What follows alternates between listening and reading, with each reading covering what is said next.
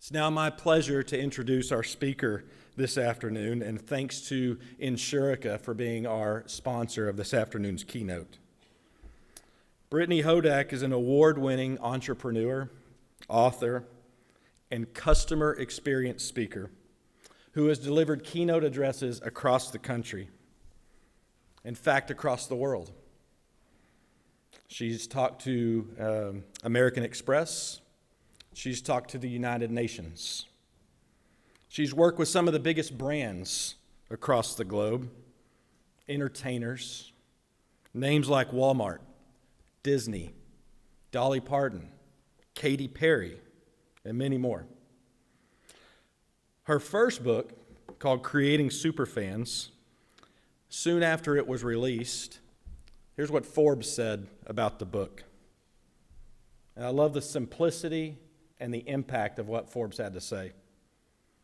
If you have customers, you need to read this book, period. Please help me welcome to the stage Brittany Hodak.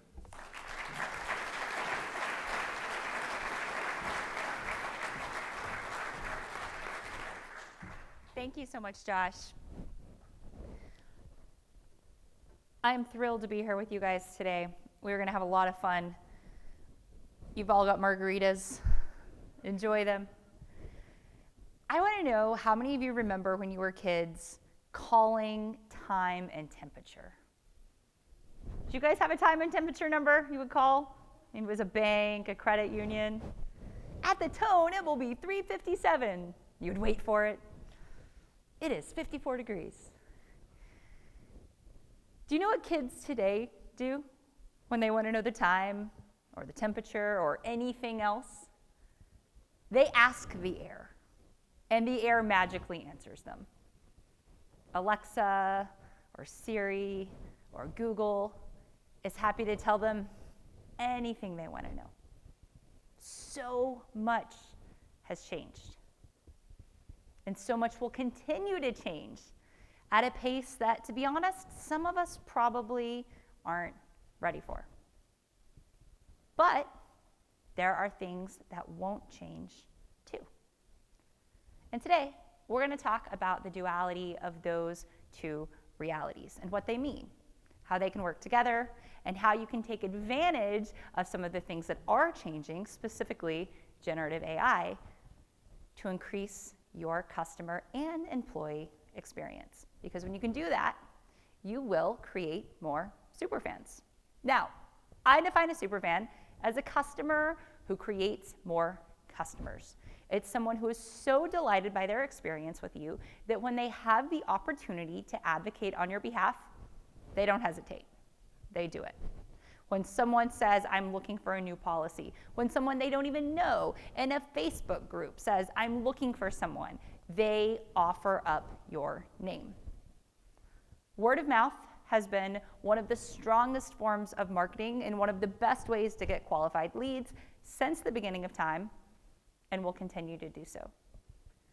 The role of technology, specifically generative AI, is to free up more of your time and more of the time of the people on your team so that you can be more present in those human interactions, so that you can do a better job of knocking the things that can't be automated out of the park, so that everyone who is a customer of yours knows that you're not just a commodity provider, you are in fact a category of one. In a sea of people in red and white shirts and scarves, you're Waldo, and they would be crazy to go with anyone else. How many of you were at the Agency Management Forum event in October where I spoke virtually? Okay, awesome. Well, then all of you have some fun homework coming out of today. That presentation is recorded. It's all about turning your customers into superfans. So if the idea of superfandom is a new concept, I encourage you to watch that, share it with your team. Mark can get you the link if you don't have it already. It is a 5-part framework that you can use to take someone from customer to superfan. It's going to work in tandem with what we're going to talk about today. Because whether or not you've given it a lot of thought, we are living in an economy that is driven by experiences. Long gone are the days where we could separate products and services, put one over here and one over there. They have long since blurred into a single category, experience. What does it feel like to work with you in the good times and the bad? What does it feel like? Think about the last time you made a recommendation to a friend. You probably didn't lead with things like price or timing. You told them what it felt like to work with you. We know that almost everyone, 86% of people, are willing to pay more for the exact same product or service if they know they're going to have a great experience. It's that important. It's why every single person on your team is in the experience department. And regardless of the industry you're in, you are in the experience business. You have to make the experience feel better than your competitors make the experience feel. Because in an experience economy, you're not just being compared to your direct competitors. You're being compared to everyone. People think, if my dentist can do it, why can't my insurance agent? And it's not just other service providers and professionals. People think, what do you mean you can't tell me what's going on with that policy? What's going on with that review? Domino's can tell me who just put my pizza in the oven. They've been able to tell me that for 15 years. Customer expectations are constantly rising, and you have to prioritize experience over everything else. And when you do this, you will see your profits rise. You will see your team be much happier, and they may even stay with you longer. They just have to know that they are part of the experience department. Now, in the presentation that I did in October, I talked about the need for personalization. Personalization used to be like the cherry on top. If you were able to provide personalization, like you had people. No longer the case. Personalization is now the cost of entry. Almost every customer expects personalized attention, services, and information from everyone that they're giving money to, especially in a category as important as yours.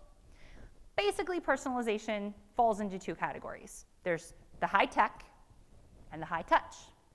High tech are the things that we can automate, the things that we can systemize. Many of you probably flew here. I know several of you drove, but Texas is a big state. Flying today is, in some ways, much more convenient than it was even a few years ago, because all the airlines have apps. You can see with a couple of touches of your screen what gate you're at, what gate you're going to, whether or not you have delays. You can get push notifications for things like gate changes and baggage information. High-tech personalization that would not be possible without computers powering all of the information, getting exactly the data you need at exactly the time you need it to you.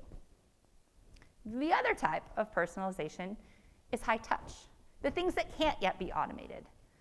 Paying attention to the moments that matter so that you can meet a customer where they're at exactly the right time.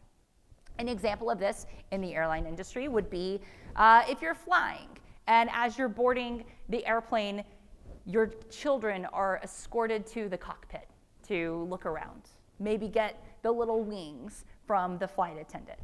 One high-touch experience that really made an impact on my husband and I was the first time we were flying with our oldest son. And the gate agent who was checking us in said, hold on just a second. And we were, so nervous as first-time parents flying. We're like, we've got, a year's worth of diapers, and we've got the stroller and all of the things. And when she asked us to hold on, we thought, oh no, did we need the real birth certificate instead of the copy of the birth certificate? But instead, when she came back about 30 seconds later, she presented us with a certificate to commemorate the first flight our son was taking on Southwest. She said, we know it's a big deal to fly for the first time, and we want to thank you for flying on Southwest, and we want to let you know how happy we are to welcome your son Cato into the Southwest family. Took maybe 30 seconds, cost almost nothing, but nearly 7 years later, we still have that certificate with all of those agents' names on it because it was such a touching gesture.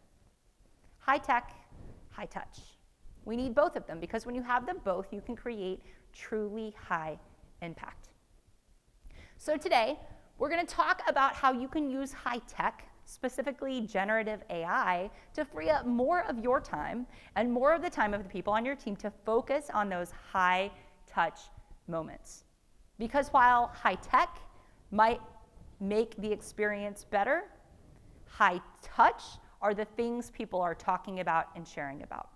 That is how you win the recommendations. Those are the stories that people will share and tell and have them go to bat for you to help bring you more qualified prospective customers. So I told you everyone is in the experience department. Very quickly, everyone on your team is also going to be in the technology department. This is a reality. I want to invite you into the technology department with me right now. Please go ahead and scan the QR code on the screen. This is going to take you to a website called menti.com, where you'll be able to follow along with me, answer some questions during our presentation. You'll also be able to see the slides on your phone. So if you want to take a picture of any slides, you can go ahead and screenshot it. You're all also going to have the opportunity later to give me your email address. If you give me your email address, you'll get a copy of all of these slides and some of my favorite tools. You'll see the emojis on the screen. Feel free throughout the presentation to do any as you want. As my 6-year-old would say, smash the like button. Smash any of the other buttons as you see them come up. All right, it looks like I got a couple more phones up. All right, first up, I want to know whether or not you've used this tool, Mentimeter, before. Oh, that should say yes and no. All right, we'll skip that one. Okay, how long have you worked in the insurance industry?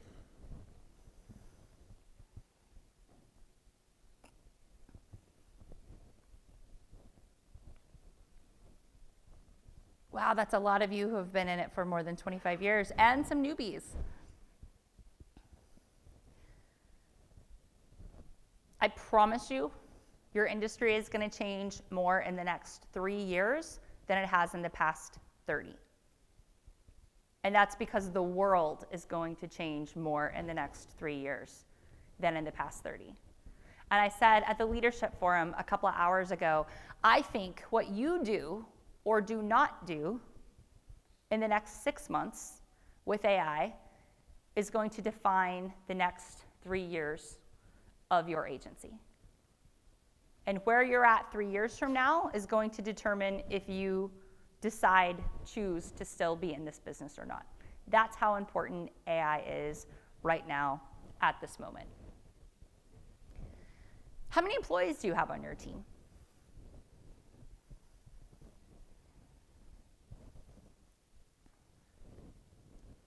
Again, a pretty good mix. And one of the great things about AI is it really is in many ways an equalizer.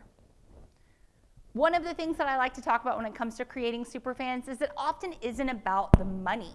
It's about the intentionality. Because you can't buy superfans. You can't pay people to love you more.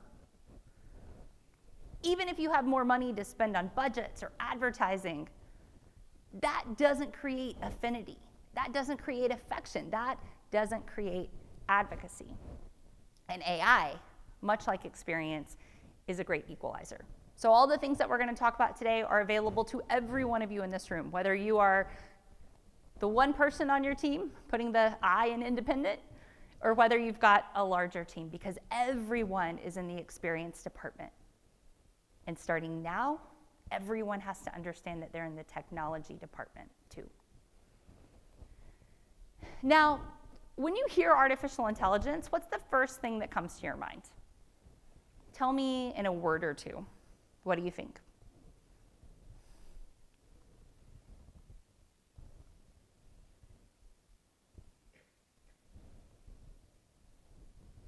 Automation, opportunity, intelligent, software. Easier, inaccurate, yeah. We heard a little bit about the, what was it, lies, big lies? Yeah. Lies, big lies in ChatGPT. Fast, scary software. Do more human work. Robot. I like that one.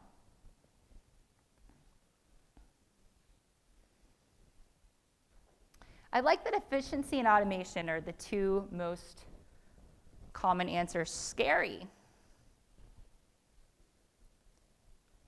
Who's a little bit scared of AI? Show of hands. I think that's fair. What do they say, though? Bravery is not the absence of fear. Bravery is doing things even afraid. Yeah.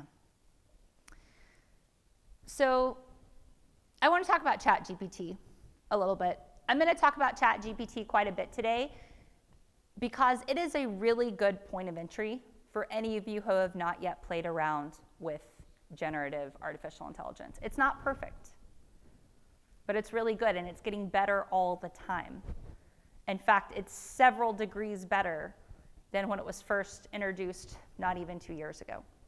And the newest version of ChatGPT, ChatGPT 4.0 that came out about a month ago, is almost magic in what it can do.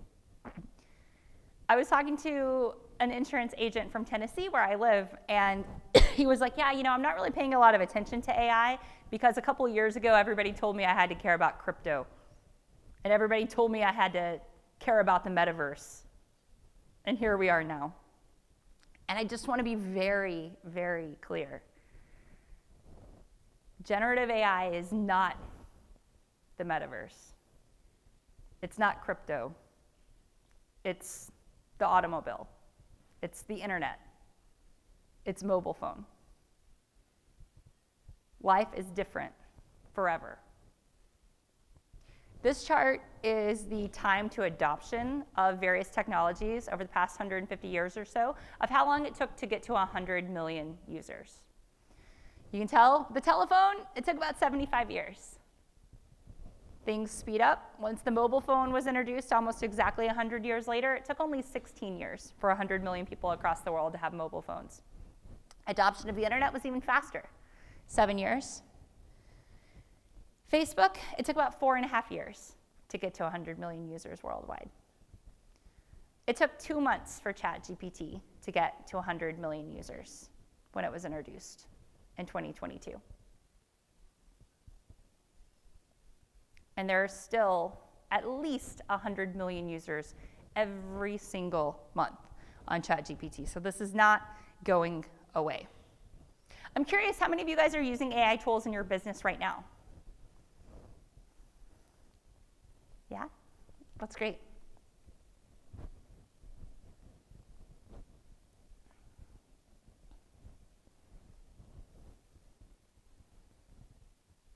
I love that so many of you are frequently using AI tools. So you understand how they amplify your efficiency. You understand how they free up more of your time to focus on the things that you can't yet automate, to turn more of those customers into superfans.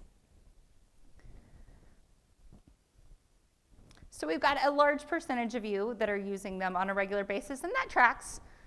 According to a study in November from PricewaterhouseCoopers, about 73% of businesses report using AI in some aspect of their business right now.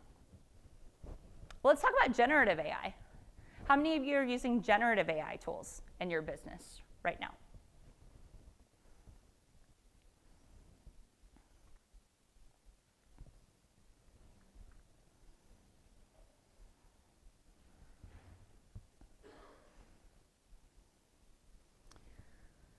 So for those of you who aren't, I hope today that you're going to walk out of this room saying, I've got to start right now. And for those of you that are already using it, I hope to give you the tools to think about it in a slightly different way to increase your productivity even more. And again, this is roughly on track. According to OpenAI, as of November of last year, just over 80% of the Fortune 500 companies were using ChatGPT's enterprise software in their businesses. But isn't that scary? Yes, it is. But that's the point. Everything was scary when we were learning to do it. Now, I want to thank Insurika for sponsoring my presentation today. As I was learning about them and I was on their website, I was struck by this quote. They say, "We specialize in you, so you can specialize in what you do best." And I thought there was a really great similarity there to what I see as the promise of generative AI. Letting it do what it can do so that you can do what only you can do. Your best and highest purpose, the things that can't be automated by anyone. In fact, probably can't even be handed off to many of the members of your team. Scaling yourself so that you can focus on the things that you do best. Now, I want to talk a little bit about the difference between traditional AI and generative AI. How many of you in the room are like, I'm not totally clear on the difference? And it's totally fine. Anybody? So my son, who I've mentioned before, I've got two sons. My older son is almost 7. He really wanted to go to Minecraft camp this summer. So he spent 2 weeks going for like 4 hours a day or 5 hours a day to a place called Code Ninjas, where he's learning to code and he's learning to do things in Minecraft. And I don't know a whole lot about Minecraft, but he was talking about it the other night, and he was like, "Mom, why are you on your phone? Like, I'm trying to tell you about all this Minecraft stuff." And I said, "Oh, I'm sorry, buddy. I just had an idea for this new keynote that I'm doing." And he said, "Oh, what's it about?" And I said, "It's all about AI." And he said, "Is it about the old AI or Gen AI?" And I was like, "What?" Again, he'll be 7 in September. And I was like, "What do you know about AI?" And he was like, "Oh, just mostly what everybody knows." And I was like, "Oh yeah, tell me more." I said, "What's the difference between traditional AI and Gen AI?" And he was like, "Oh, well, the old AI, like, it's cool, but it can't do that much. It's like if you had a robot that knew all of the Lego instructions. So it could build you any of the Lego sets, or it could like separate your Legos into different colors, but that's kind of all it can do." And I was like, "Yeah, okay. Well, what's Gen AI?" And he said, "Oh, well, that's like, I can build you anything you want. I don't need instructions. I can even make you new Legos." And I was like, "Wow, okay, thank you, 6-year-old. What a wonderful and pretty darn accurate description of the difference between traditional AI and generative AI. Now, I asked you before how many of you were using AI in your business. The fact is probably about 100% of you are using AI in your business right now. You may not realize it, because a lot of the traditional AI that we've been using for a decade or longer, we don't even think about being AI. Things like spam filtering, things like fraud recognition, things like image recognition. A lot of these things. So with traditional AI, I can do a task based on what I was trained to do, based on analyzing the data set. Generative AI, as my 6-year-old so adequately pointed out, is not about having the preset instructions. It's being trained on a large language model to be able to do creation.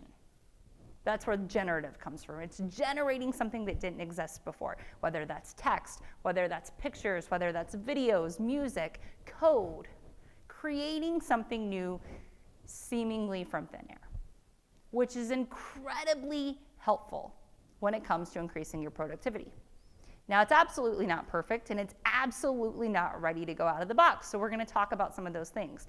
But in terms of scaling your time, in terms of having a pretty darn good assistant that you can go to punch up an email or draft marketing copy from nothing, or to help you figure out how to make something a little bit better, a little bit more accessible to help a new business owner or a first-time boat buyer understand what it is that you do, it's pretty useful. And the fact that you can use it for free right now is pretty powerful. So we're going to talk about generative AI today. Part of the reason that I said you have to do this right now is because of how much is going to change in the next few months.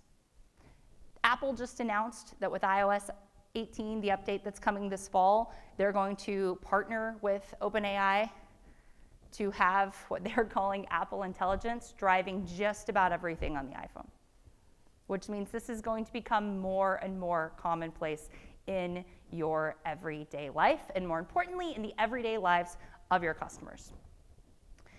I love this quote. I found this when I was reading what people were saying about technology at various points in history, and particularly as the automobiles and assembly lines were starting to take off. A guy named Elbert Hubbard, who was an author and a philosopher who talked a lot about business, he said, "One machine can do the work of 50 ordinary men, but no machine can do the work of one extraordinary man." And I think if you look at any technical advance throughout history, this holds.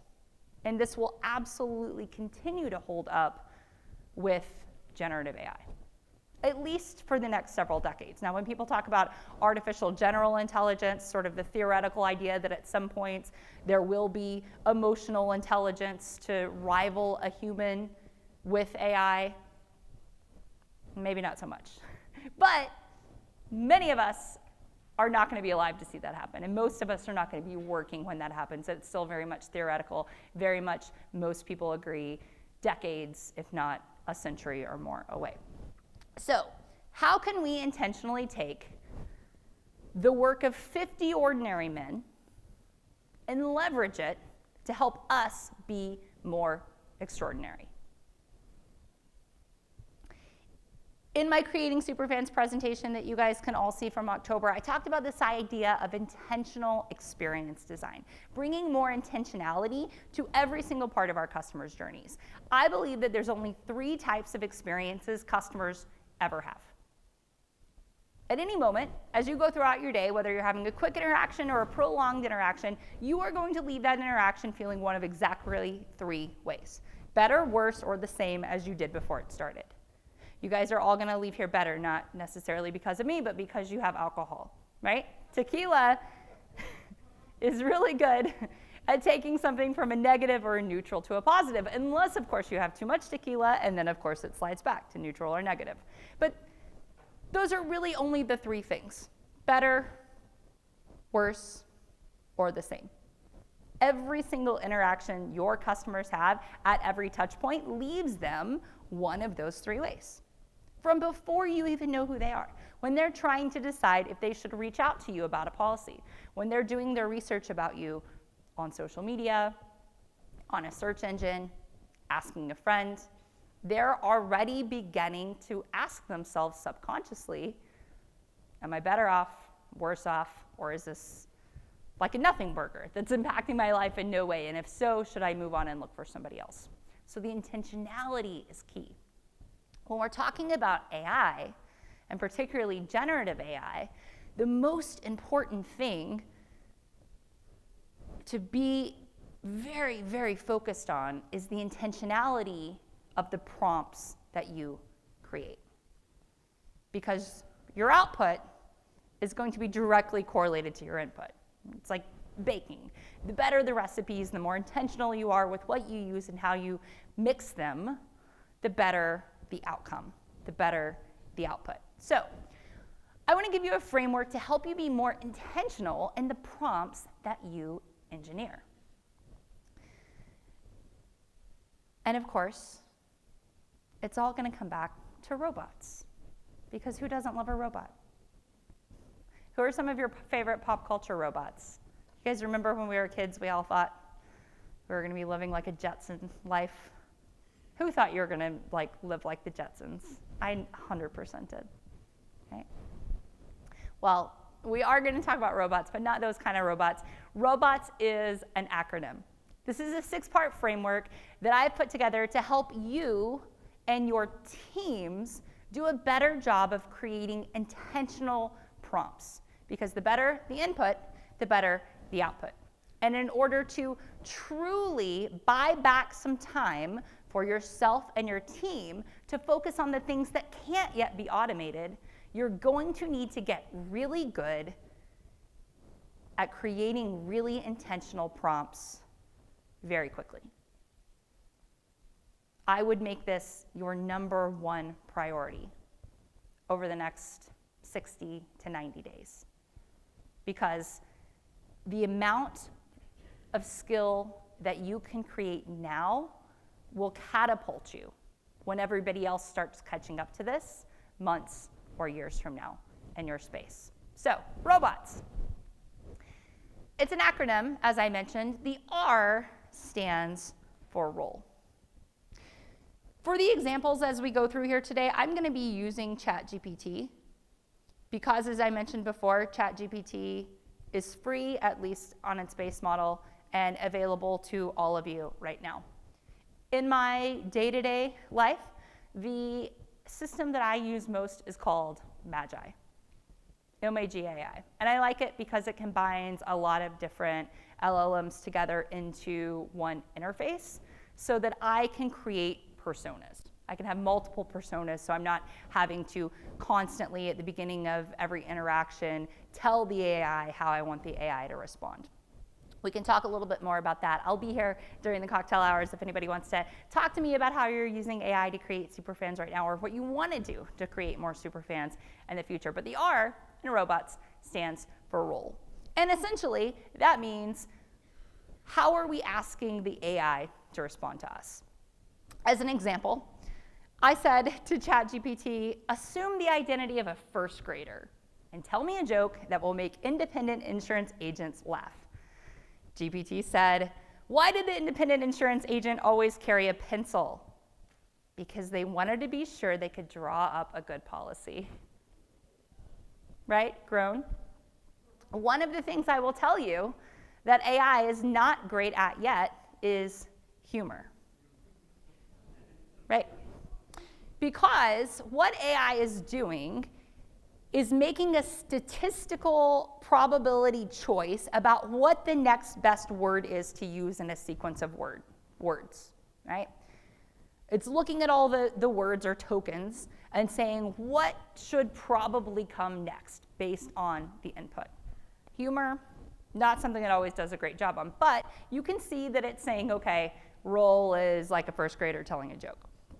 Now, I asked it again. I said, okay, now I want you to assume the identity of a stand-up comedian and tell me that same joke. So it said, all right, independent insurance agents, this one's for you. Why did the independent insurance agent go broke?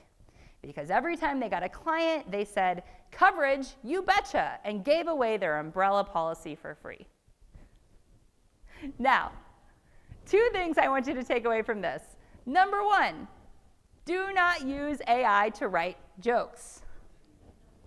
It is not great at it. Number two, it is up to you to generate prompts to give AI all of the information necessary to best help you. Because as the quote said, one machine can do the work of 50 average men. How many of you want to be average? Exactly. So the better you can tell whatever AI system you're using the role to assume, either about how it's responding or who you're trying to reach, the better your results are going to be.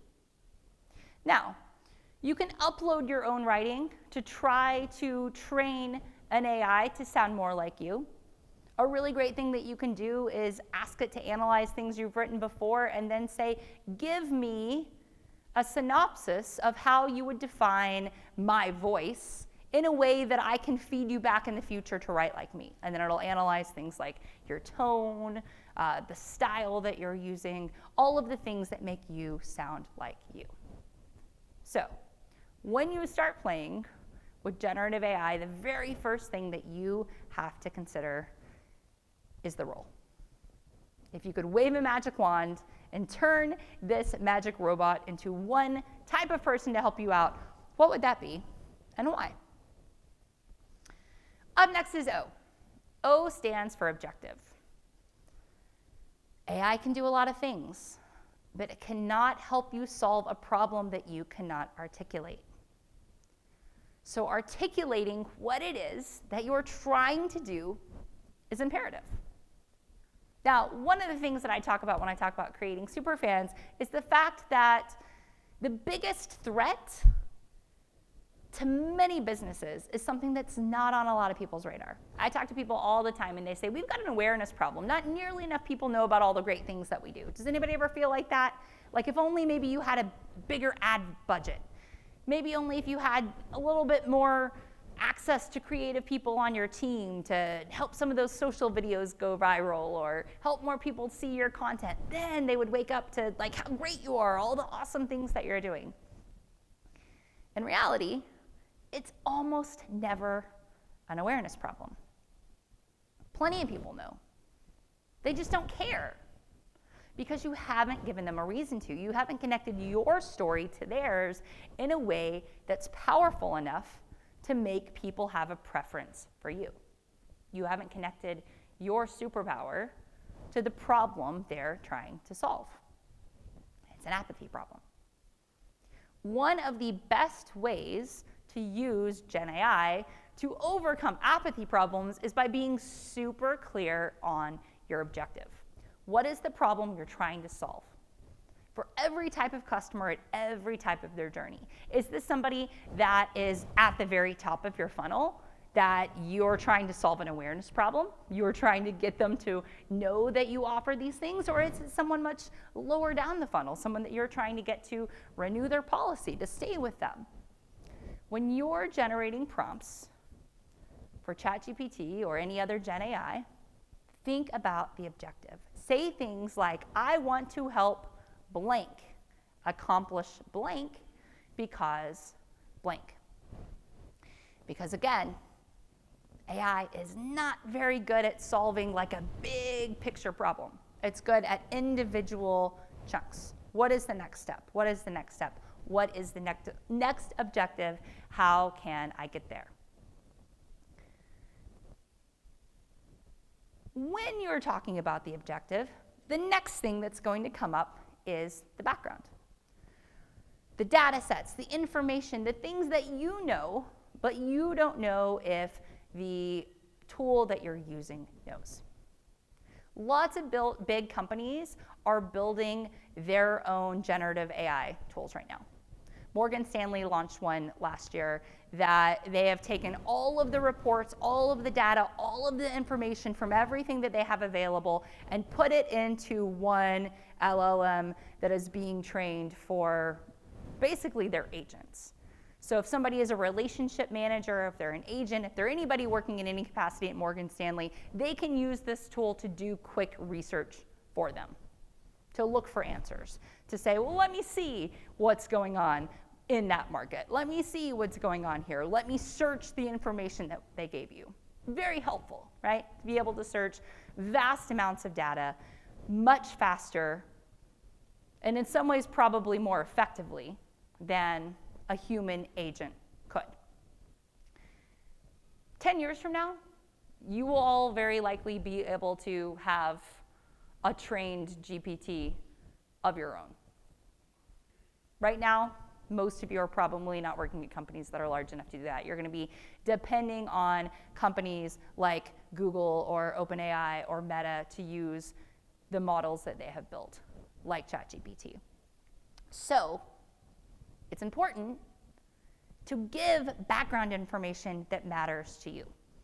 Update it, upload a PDF, upload a URL, give it a link to a YouTube video that it can watch to analyze, and then give information about what from that information you want to be considered in the response that's generated for you.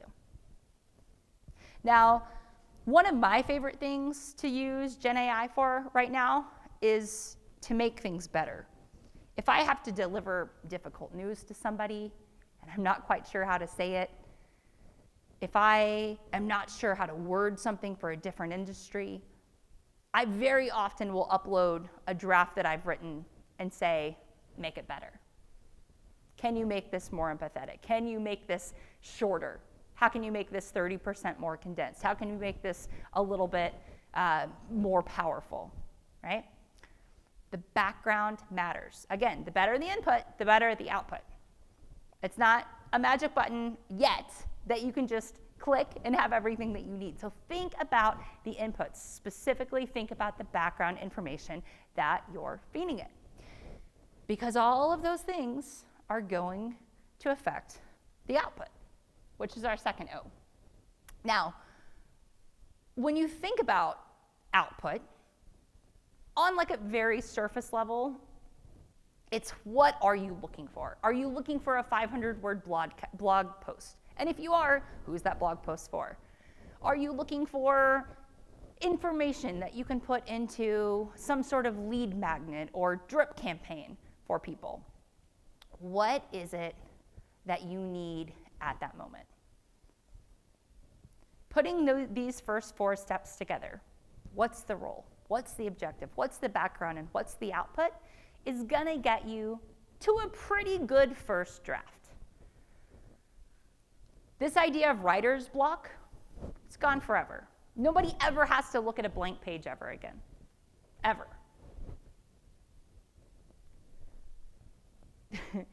Here's an example of a very simple output. Let's see if poetry is any better than humor with ChatGPT. I said, write a haiku for insurance pros. Very different than if I had said, write me a 3,000-word short story in the style of The Simpsons, right? So here's your haiku. This is the output. Guardians of risk, policy, shield dreams from harm, peace in paper form. Again, lucky for us, many of us are probably not going to be asked to write a lot of haikus. But it serves a really, really powerful role if you know that weather is coming and you want to put together an email of things that people need to know about severe weather to help make sure that they are mitigating as much damage as possible to their homes or their cars or their boats or the other things that you know they care about. Everybody who said scary, everybody who said uncertainty, everybody who said, I don't know how to handle it before, when we saw the word cloud about AI, this is where the T and the S come in. The T stands for tweaks. We are not yet at a point where the output that you're going to get is going to be perfect or ready for prime time. Even if you do everything exactly right, even if you write the perfect role prompt, even if you engineer exactly what you want as your objectives, you give the perfect background and you are incredibly clear about things like tone, things like the things that you need it to be perfect. Like even if you say copy this but make it different, you are still almost always going to have to tweak just a little bit what you get back from any GPT. So here are some examples of how you might want something tweaked. You can take, first of all, how many of you are using ChatGPT on a somewhat regular basis? Are you familiar with asking for regenerated results? Like you press the button, say, do it a little better, do it a little better. Yeah. So maybe you're saying take all these paragraphs, turn them into bullet points, or make this more professional, or I want this to be a little bit shorter, a little bit punchier, a little bit better. And then, of course, the most important component is the scrutiny. When we get something to a point where we're ready to use it, we have to take a critical set of eyes, because we don't want to just turn around and share that with our customers. You guys have probably heard some of the horror stories. I thought this was a funny chat. Started seeing someone, as in dating or hallucinations. Two very different things, right? Hallucinations are what we call lies or incorrect information generated by ChatGPT. Because since the data sets that all of these large language models have been trained on are not perfect, they oftentimes just straight up make stuff up. It's like having a toddler. It's like when you have a conversation with a 4-year-old. Just yesterday, my 4-year-old, I asked him how camp was, and he was like, I saw a giant boa constrictor in the tree. And I was like, oh, you did? And he said, yeah, it was 10 feet long, it was green. We took rides on it. Like, he's just making up like for like 3 minutes is telling me about the boa constrictor that he saw in the backyard. I know for sure he did not see a boa constrictor in the backyard. ChatGPT hallucinates just like toddlers. Now, you guys may have seen some of these funny/horror stories, depending on what side you're on. Did you guys see the story about the car dealership that accidentally sold a car for $1? Yeah, somebody figured out that the chatbot was really just a white labeled version of ChatGPT, and in about 4 prompts was able to get that chatbot to agree to sell him a brand new Tahoe for $1. Now, they did not have to honor that because this was somebody doing it to show how reckless it is to have no guardrails on the technology on your website. But that's far from the only story of something going wrong. Did you guys hear about Air Canada and its chatbot? Air Canada had a chatbot operating on its website that, again, was built on top of a GPT that straight up made up a bereavement policy. A customer had a grandparent that passed away, needed to buy a ticket, went to Air Canada's website, was greeted by the chatbot that said, "How can I help you?" and said, "What's the bereavement policy?" Chatbot said, "Go ahead and buy a ticket. We'll refund your money after the fact. I'm so sorry for your loss." Like, straight up made up a policy that did not exist. So when the customer submitted the airfare for a refund a few days later, and Air Canada said, "We don't do that. Like, that's not our policy. Our policy is that you have to get permission ahead of time. You have to call. You have to talk to a person, like all of these steps." And the customer said, "Well, that's not what your chatbot told me." And they said, "Sorry." And the customer said, "Well, I'm sorry too that I have to take you to court now."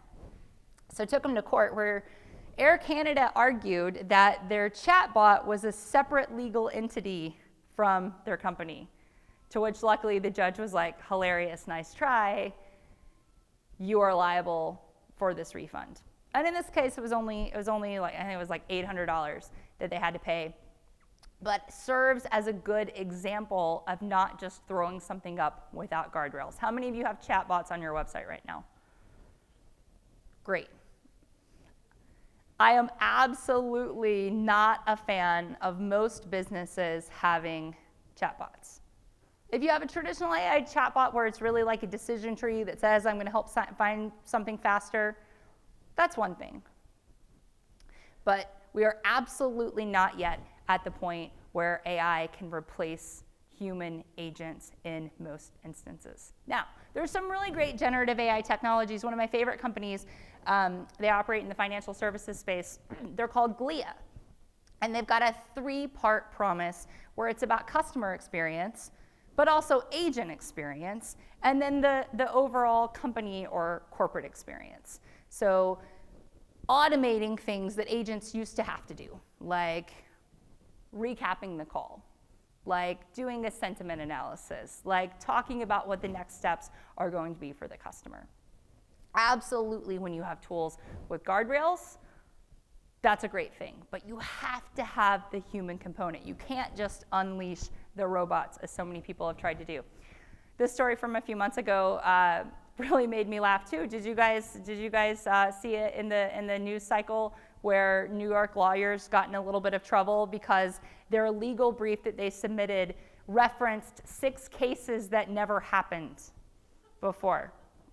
And the judge called them out and said, "What is this?" And they said, "Oh no, we did our due diligence." The due diligence, and this was true, was the lawyer asked for precedent of cases.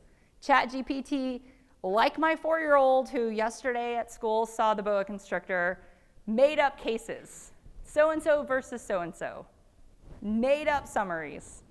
Because again, it's just predicting statistically what it thinks the next best word is to use in a sequence of words that are strung together into sentences or into paragraphs. So the lawyer then said to ChatGPT, "What are your sources?" And ChatGPT made up sources. It was like, here it is in LexisNexis, here it is in like all of these other things. Instead of going to check that, the lawyer was like, "Cool." Into the brief it went. I spent most of my career working in the music industry, And my friends are now starting to tell me that they're seeing really terrible contracts that music managers are like, yeah, no, I just went to ChatGPT and like they put this contract together for me. And the labels are like, yeah, we can tell. We can tell. So the S, the scrutiny, is so important. Now, the good news, for many of you in this room, you have the ability to use Gen AI right now for things where the stakes aren't this high. You're not using chatbots. You're not directly engaging in two-way customer conversations. You're shortcutting things like data analysis. You're shortcutting things like preliminary research. You're shortcutting things like help me put together a great content schedule so that I can consistently show up with new and engaging content to reach my prospective and current customers in the places where they're hanging out, like social media, like your website, like their inboxes, if you guys are sending newsletters on a regular basis. How many of you are emailing all of your customers at least once a month right now? That's great. Those of you that aren't, you have no excuse not to. You want to be top of mind for your customers, not just when they have to make a claim, not just when it's time to renew the policy, but always. Because if you're top of mind, A, they know they've got a professional who has their back, and B, they're that much more likely to think of you and recommend you when someone they know is looking for an agent. So that's our framework. Robots. Roll. If you could wave a magic wand and change this ChatGPT assistant that you have at your disposal to be anything you want, what would that role be? Oh, objective. What are you trying to accomplish with whatever it is that you're asking for help creating? B, background. What's the information that you need this GPT to understand so that it doesn't straight up make up lies from thin air? O, output. What are you looking for? T, tweaks. When you get that output, what do you need to do to make it more correct for you? And then finally, S, scrutiny. Can you take someone on your team whose job used to be to have to create something from scratch and save them time by letting them get to a point where something is 60% done in 30 seconds so that they can make it better? And then take the rest of the time and go do something that can't be automated. To make a phone call, to reach out to a client in a way that makes that client feel important, that makes them feel like they would never want to go anywhere else for their insurance needs. Now, if you want to learn more about AI and CX, go ahead and give me your email address. I'll send you a copy of this presentation, and then I'll also send you some of my favorite tools. There are a few things that you should never do again without AI. One of those things is taking notes. How many of you are still manually taking notes in meetings? There are dozens of tools on the market that will do that for you. And in many cases, those tools are gonna do a better job than you do. About a year and a half ago, I switched the AI note-taking tool I was using over to a tool called Fathom. I really like it. I've played around with others, but Fathom is great, and even the free version is great. I always try to use tools that there's a free version as a great point of entry for anybody that I'm telling about it. Any of you guys using Fathom for your summaries right now on your Zoom calls? Instantly, when the meeting ends, you get a recap that tells you everything that you talked about on the call, what the next steps are for everyone on the call, where in the, like if you recorded it over Zoom or if you recorded it over the phone audio, it will give you a replay of the key moments to go back and reference later. So if somebody who wasn't on the call needs to review something and you say, oh yeah, I'll follow up with David, David now has a link to click exactly there and begin seeing or hearing that part of the meeting at exactly that moment. And you can add other automations on top of it. So let's say, for instance, if you guys say, oh, we're gonna, let's have another meeting a month from now to check in, or let's follow up on this on December 1st, or whatever it is, you can have Fathom automatically do all of that for you. Use it a couple of times, and I promise you, you're never gonna wanna have a meeting without it again. You're never gonna wanna take your notes yourself again. So go ahead and give me your contact information if you wish, and I will send you all of my favorite AI and CX tools, including this presentation. Now, I know many of you are using ChatGPT already, but just as an example of how much prompt engineering can matter and make a difference, I gave a prompt, and I know this is like an eye test to try to see it, but I'll give you the highlights. I said, give me the marketing copy for the homepage of an independent insurance agent's website. And in 30 seconds, this is what we get. Welcome to your trusted insurance partner. Comprehensive coverage, unmatched service. Goes on to tell you some pretty generic things. Why should you choose us? What do we do? What do we offer? Get a free quote. Join our family of satisfied clients and experience the peace of mind that comes with knowing you're fully covered. At insert your agency name here. We're not just your agents, we're your trusted partners and protection. It's fine, it's okay. Might be on par with what some of you have on your websites right now, right? Maybe, maybe not. It's average. It's all right. But if you write a prompt that talks about who you are. So I said, respond to my next inquiry based on this information. You're a marketing copywriter at a world-class advertising agency, and you're helping me create a website that stands out and attracts new customers. I'm a third-generation independent insurance agent based in Abilene. My greatest joy comes from helping give families the coverage they need to feel safe and secure, even in face of life's most unexpected moments.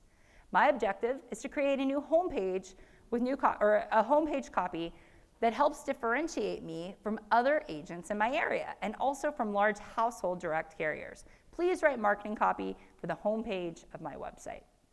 And then predictably, the output is 100 times better because the input was better. So now you'll see it say, we're your trusted family insurance partner in Abilene. At your name here, insurance isn't just our business, it's our legacy. As a third-generation independent insurance agent rooted in Abilene, we pride ourselves on offering personalized service that stands apart from the rest. Our mission is simple, to provide families with the comprehensive coverage they need to feel safe and secure, even in the face of life's most unexpected moments. And then, of course, it goes on from there. Why should you choose us? Generations of trust, personalized service, expertise, et cetera, et cetera. What do we offer? Here's what we have. It says, hey, get some testimonials here. Add some social proof so that you can hear from satisfied customers what this agency is doing great already. And then, of course, a call to action, get your free quote. Think about all of the content that exists in your business right now. On your website, on your social media pages, on your print collateral, everything that you've created over the years or even decades that you've been in business. Right now, you can have a tool amplify the impact of all of that to help your customers at every stage of their life and your prospects at every stage of their decision-making journey better understand what sets you apart from all of your competitors, what makes it feel different to work with you. Now, I was thinking about how I find partners. And increasingly, it's word of mouth. I think that will remain unchanged because the more important a decision is, the more important we want a qualified recommendation or introduction from someone we know. As companies like Google continue to do more with AI, like the rules are going to change. SEO is going to change. Social media algorithms are going to change. This is an example. I don't know how many of you guys have noticed the AI overviews that Google has been rolling out over the past few months, but now when you Google what's E&O insurance, Google's AI is writing a response that it thinks is appropriate for that. So it's not even about anymore how do you be the first result? How do you do a good enough job on your SEO to earn that coveted first result? Or how do you bid enough to be in that spot? No, we want to just go ahead and keep them on Google instead of sending them anywhere else. So we're going to have our AI write an answer. The most powerful tool you have has nothing to do with technology. The most powerful tool, the most important differentiator you have is your story. Why would someone be crazy to choose a different agent than you? Why would someone be insane to pick someone else? Wait, what makes you unlike every other member of IIAT? What makes you different and better than everyone else in this room when it comes to serving the clients that you are perfect to serve? Superfans are created at the intersection of your story and every customer's story. Don't spend your time on things that there's no point of spending time on right now. Don't spend 7 hours on something that you can get an assist from technology and accomplish in 2 hours. Because connecting your story to your customer's story is how you're going to earn the word of mouth recommendations that will still be important no matter what technology exists. I was thinking about all the people that I've seen asking for help with insurance recently. This is from a Facebook group for moms in the area where I live near Nashville. This person anonymously posts and says, I'm looking for a recommendation of a local insurance broker that deals with car insurance. I'm posting anonymously because I had the bad idea of inquiring online, and now I keep receiving unsolicited phone calls from all over. Thank you in advance. She didn't want random people reaching out. She wanted someone, even if it was someone she didn't know. She wanted someone to make a referral. She wanted someone to give her a lead. And 13 people did, as you can see in the comments. Here's another example from a different group, somebody else posting anonymously. We're looking for homeowners and insurance and auto insurance, likely an umbrella policy too. We're currently with Allstate, and while I know there's an industry-wide inflation increase in costs, and I'm unhappy with the level of service being provided. Our costs have risen pretty drastically with no claims. If you are happy with your insurance provider, please drop contact information below. Thanks. Posted anonymously in a mom's group, and 23 people said, I love my agent.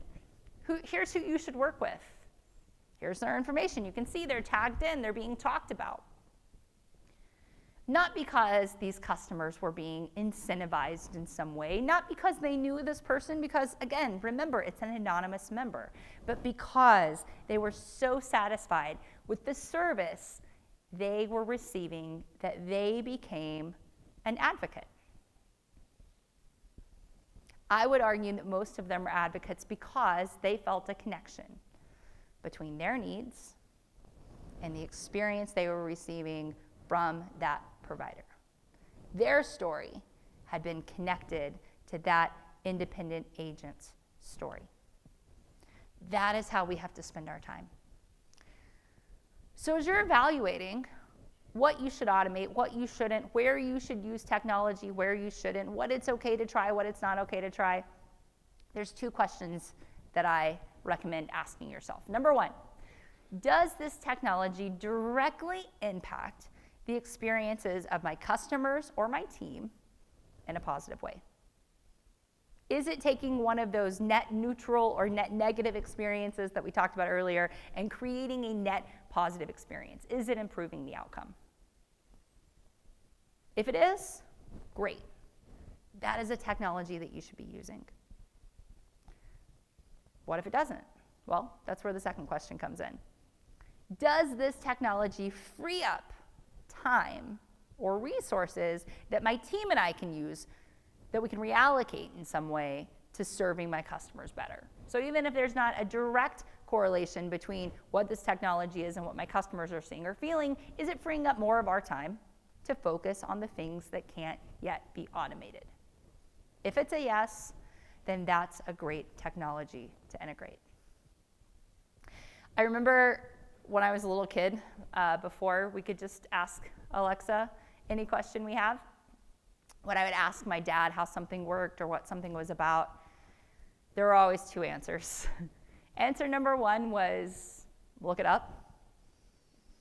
And we had a set of encyclopedias that I think my parents got from the grocery store, the IGA. It was like save enough of the little stamps to get a volume at a time. My brother didn't have all the encyclopedias when he was a kid because he's older, but I was very lucky. By the time I could read, we had not only A to Z, but those couple of like bonus ones that would be about, like geography or animals or whatever. So that was always answer number one. Look it up. Let's go look in the encyclopedia. Let's go see how it works. The second answer that my dad would always give if he was relatively sure that it was not going to be in the encyclopedia was, it's magic. Don't worry about it. It's magic. Which always bothered me as a kid. Now as a parent, I appreciate the brilliance of it. I use it all the time. Oh, it's magic, right?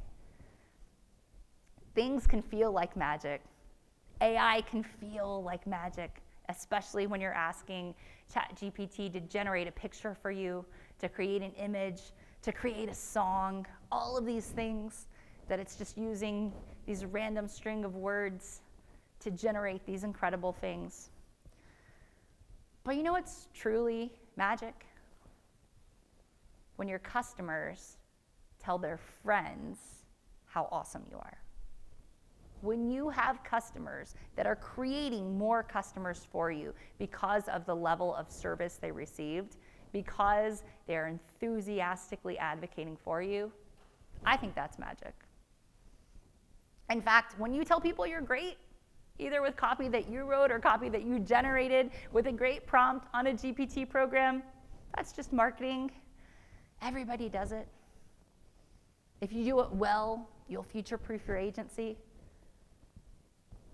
But when your customers tell their friends that you're great, when they're out there commenting in random Facebook groups, when they're passing off your information, they're screenshotting your contact information in their phone and saying, you gotta call this person, they'll hook you up, that's the real magic.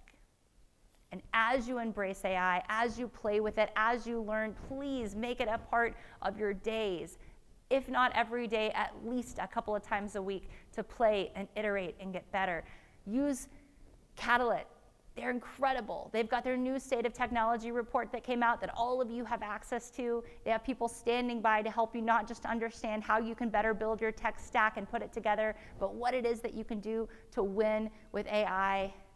Please do it now. Because I promise you, if you don't take this seriously right now, if you don't learn and get better right now, you're going to be looking back a couple years from now really wishing that you did.